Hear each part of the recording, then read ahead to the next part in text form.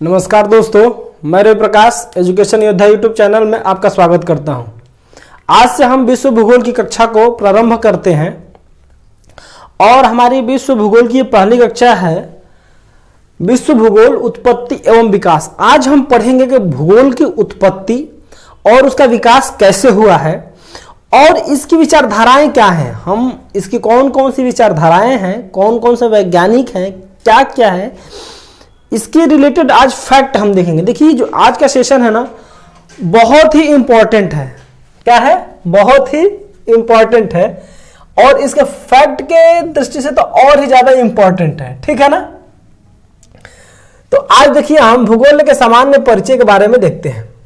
देखिए, भूगोल जो है, भूगोल को हम अंग्रेजी भाषा में जियोग्राफी बोलते हैं। क्या बोलते हैं? जियोग्राफी। अब यह जियोग्राफी ग्रीक भाषा के दो शब्दों से, कौन सी भाषा? देखिए, यूपी टेट के एग्जाम में ये बार बार पूछा गया है, इसलिए इसको एकदम इंपॉर्टेंट देखेंगे।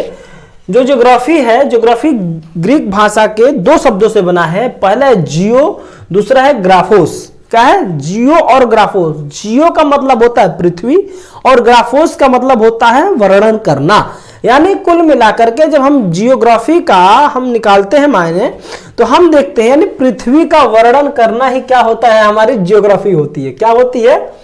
जियोग्राफी होती है। क्लियर होगी बात? आइए आगे हम देखेंगे। अब जब जियोग्राफी में हम इसको अगर परिभाषा दें, क्या दे? परिभाषा दे तो क्या दे सकते हैं इसकी परिभाषा में? देखिए क्या है, जियोग्राफी की परिभाषा क्या है? भौतिक एक मानवीय अंतरक्रिया। हम बताते हैं आपको। देखिए, जब हम ज्योग्राफी की परिभाषा देते हैं ना, तो देखिए, जो हमारी पृथ्वी है क्या है? एक भौतिक वस्तु है। अगर वस्तु नहीं, भौतिक चीज है।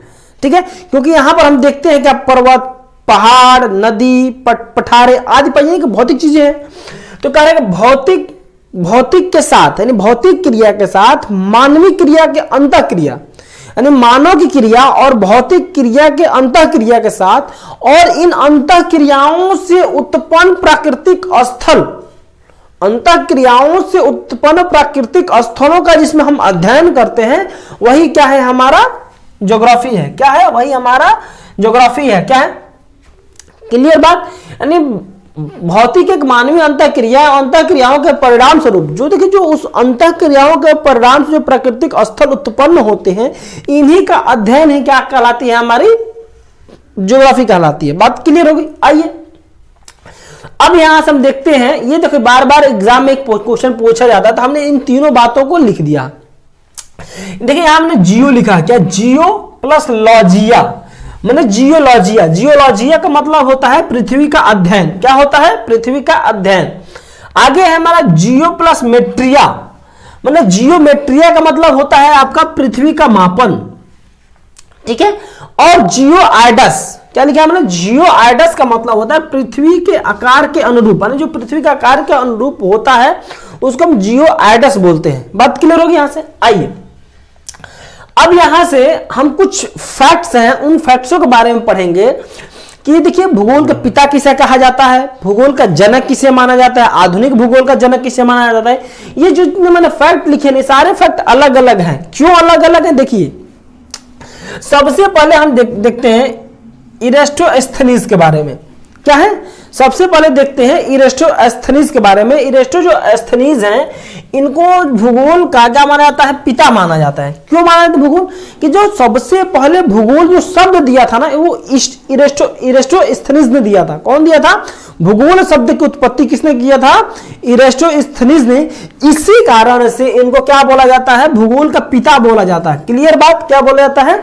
भूगोल का पिता बोला जाता है। आगे आइए, अब देखिए, भूगोल का जनक किसे माना जाता है? एक साइंटिस्ट हैं आपके, हिकेटियस। क्या है? हिकेटियस को भूगोल का जनक माना जाता है। क्यों माना जाता है जनक? देखिए, हिकेटियस को क्यों माना जाता है? इन्होंने स्थल भागों और सागरों से इन्होंने यह बताया कि भूगोल क्या है। इन्होंने यह बताया, शब्द तो दिया इरेस्टोस्थनीज ने, और जो हिकेटियस ने यह बताया कि भूगोल क्या है। भूगोल में इन्होंने बताया क्या कि स्थल भागों का सागरों से घिरा हुआ, जो इन्होंने भूगोल को दृष्टिगत किया, जो इन्होंने भूगोल को परिभाषित किया, उन्होंने जो स्थल भाग मतलब सागर सागर के भागों से घिरा हुआ जो स्थल भाग है उसी का जो हम पूरा अध्ययन करते हैं इनका, तो उन्हीं को हम क्या मानते हैं, भूगोल मानते हैं। इसी कारण से इनको क्या माना गया, हिकेटियस को हम क्या माना है, भूगोल का जनक माना गया। बात क्लियर होगी। आइए आगे हम देखते हैं आधुनिक भूगोल क्या है। आधुनिक भूगोल को किसको जनक माना गया, अलेक्जेंडर वान हम्बोल्ट। किसे माना गया है, आधुनिक भूगोल का जनक अलेक्जेंडर वान हम्बोल्ट। इसको भी अपने कॉपी में नोट करिए, कैसे माना गया है, अलेक्जेंडर वान हम्बोल्ट को। अब क्यों माना गया है, इन्होंने भूगोल को वैज्ञानिक रूप से अध्ययन करने की प्रणाली को प्रदान किया। जो ये हम्बोल्ट साहब थे, अलेक्जेंडर वान हम्बोल्ट साहब थे, इन्होंने भूगोल को आधुनिक प्रणाली से अध्ययन करने का मार्ग बताया, जिसे कारण से हमने क्या बोलते हैं, आधुनिक भूगोल का पिता कहते हैं। क्या कहते हैं, आधुनिक भूगोल का पिता कहते हैं। बात क्लियर हो गई। आइए अब यहां से हमारी आपके जितने फैक्ट्स हो गए। अब यहां से देखिए, जब हम बात करते हैं विचारधाराओं की, बेसिकली हम जो ज्योग्राफी में भूगोल में दो विचारधाराएं पढ़ते हैं, एक संभावनावाद विचारधारा और दूसरा होता है हमारा नियतिवाद विचारधारा या प्रकृतिवाद विचारधारा। इनको हम दो संभावनाओं को पढ़ते हैं, निश्चयवाद विचारधारा। ठीक है, इसको हम जो सेकेंड हमारी विचारधारा है, इसको हम क्या बोलते हैं, निश्चयवाद विचारधारा या नियतिवाद विचारधारा। दोनों बातों नामों से हम इनको जानते हैं। आइए हम देखते हैं संभावनावाद विचारधारा क्या है। हाँ देखिए, संभावनावाद विचारधारा में कहता है मानव अपने वातावरण में बदलाव लाने में सक्षम है। इसका अर्थ यह होता है कि मानव अपने वातावरण में जो चाहता वो कर सकता है। बात समझ में आ रही है आपको। इसमें यह बताया गया है कि मानव क्या है, अपने वातावरण में आज देख रहे हैं कि तकनीक के माध्यम से मानव के द्वारा आज प्रकृति में बहुत ऊल-चूल परिवर्तन किए जा रहे हैं। आप देख रहे हैं ना, जैसे आप उस ऊल-चूल परिवर्तन का सबसे बड़ा एक उदाहरण कृत्रिम वर्षा।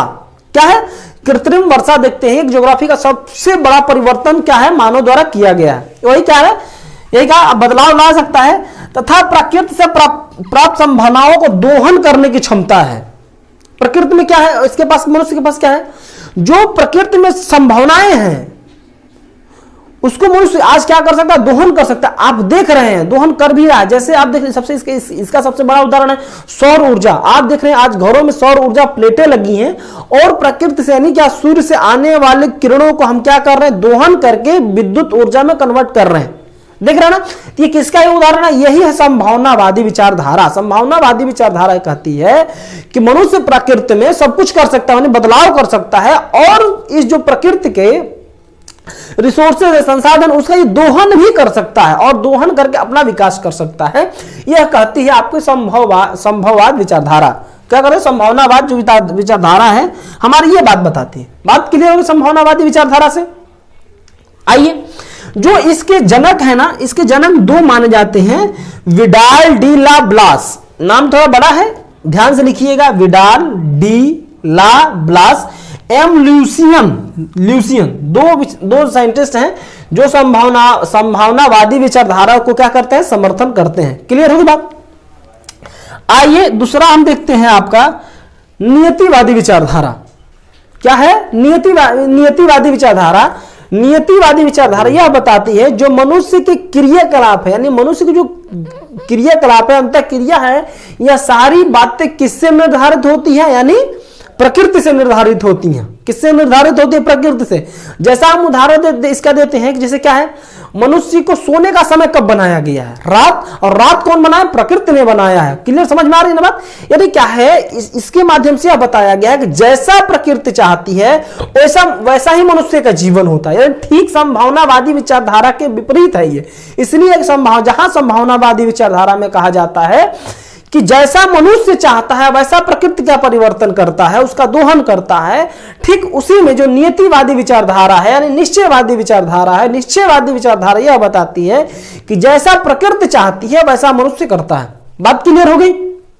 ठीक है, इस नियतिवादी विचारधारा के जो प्रतिपादक है फ्रेडरिक रेटजेल।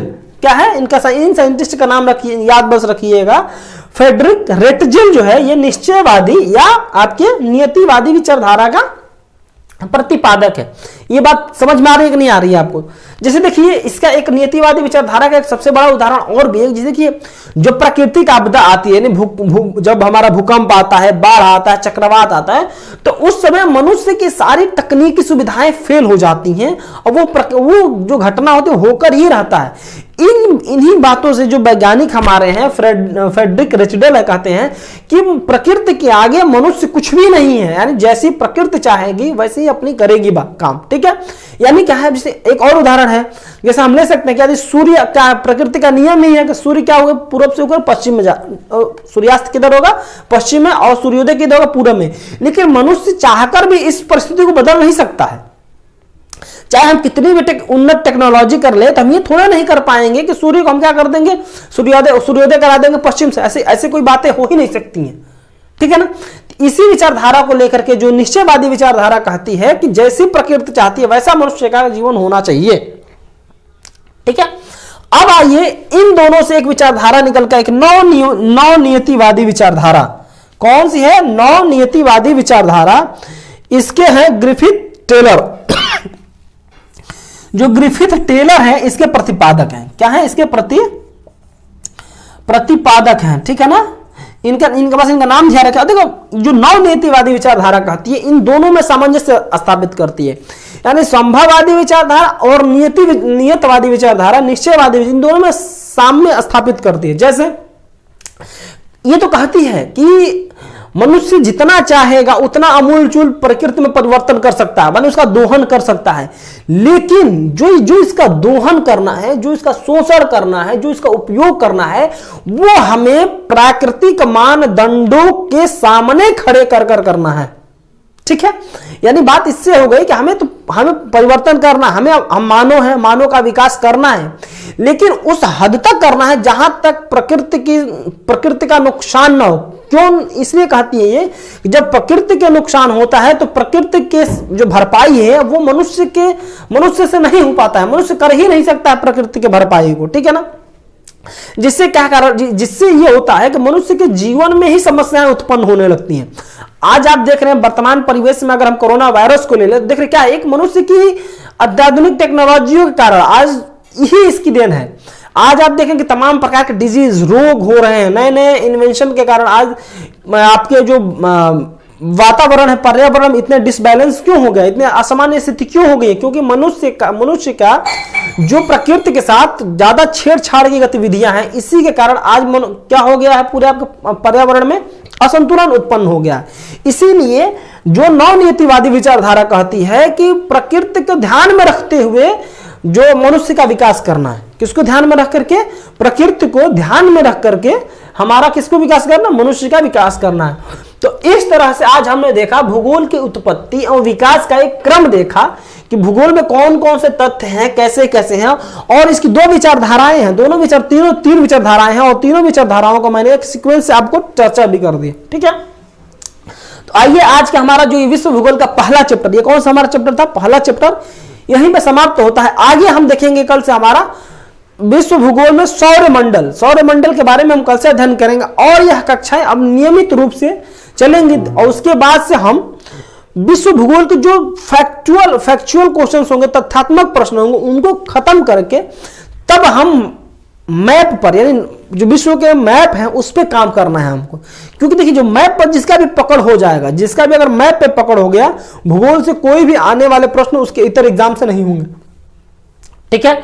चलिए आज के साथ फिर हम यही सेशन समाप्त करते हैं, और आपसे ही एक लास्ट में जो हमारा हमेशा से आग्रह रहता है, जो नया सेशन मैंने शुरू किया है कि आप हमारे वीडियो को ज़्यादा से ज़्यादा लाइक, सब्सक्राइब, कमेंट जरूर करें। धन्यवाद, बहुत बहुत धन्यवाद।